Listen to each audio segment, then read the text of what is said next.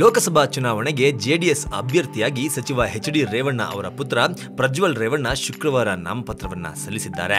ಲೋಕಸಭಾ ಚುನಾವಣೆಗೆ ಜೆಡಿಎಸ್ ಅಭ್ಯರ್ಥಿಯಾಗಿ ಸಚಿವ ಎಚ್.ಡಿ. ರೇವಣ್ಣ ಅವರ ಪುತ್ರ ಪ್ರಜ್ವಲ್ ರೇವಣ್ಣ ಅವರು ಶುಕ್ರವಾರ ಅಂದರೆ ಇಂದು ನಾಮಪತ್ರವನ್ನ ಸಲ್ಲಿಸಲಿದ್ದಾರೆ.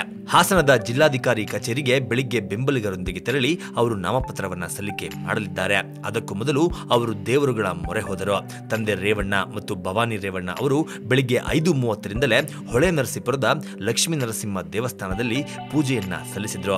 ಲಕ್ಷ್ಮೀ ನರಸಿಂಹ ದೇವರ ಸಮ್ಮುಖದಲ್ಲಿ ನಾಮಪತ್ರವನ್ನ ಇರಿಸಿ ಅದಕ್ಕೆ ಪೂಜೆಯನ್ನ ಸಲ್ಲಿಸಿದ್ರು. ಹರದನಹಳ್ಳಿ ಕುಲದೇವರು ದೇವೇಶ್ವರ ಮತ್ತು ಮಾವಿನಕೆರೆಯ ರಂಗನಾಥ ಸ್ವಾಮಿ ದೇವಸ್ಥಾನಗಳಿಗೂ ತೆರಳಿ ಅವರು ಪೂಜೆಯನ್ನ ಸಲ್ಲಿಸಿದ್ದಾರೆ. ನಂತರ ಹಾಸನದ ಹೇಮಾವತಿ ಪ್ರತಿಮೆ ಬಳಿಯಿಂದ ಬೃಹತ್ ಮೆರವಣಿಗೆಯಲ್ಲಿ ಹೊರಟು ಜಿಲ್ಲಾಧಿಕಾರಿ ಕಚೇರಿಯಲ್ಲಿ ನಾಮಪತ್ರವನ್ನ ಸಲ್ಲಿಕೆ ಮಾಡಲಿದ್ದಾರೆ.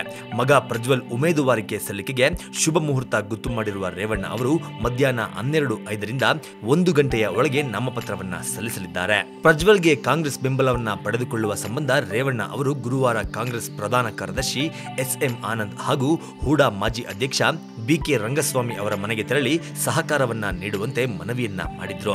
ನಾಮಪತ್ರ ಸಲ್ಲಿಕೆ ವೇಳೆ ಜಿಲ್ಲೆಯ ಕಾಂಗ್ರೆಸ್ ಮುಖಂಡರು ಸಹ ಭಾಗವಹಿಸುವ ನಿರೀಕ್ಷೆ ಇದೆ.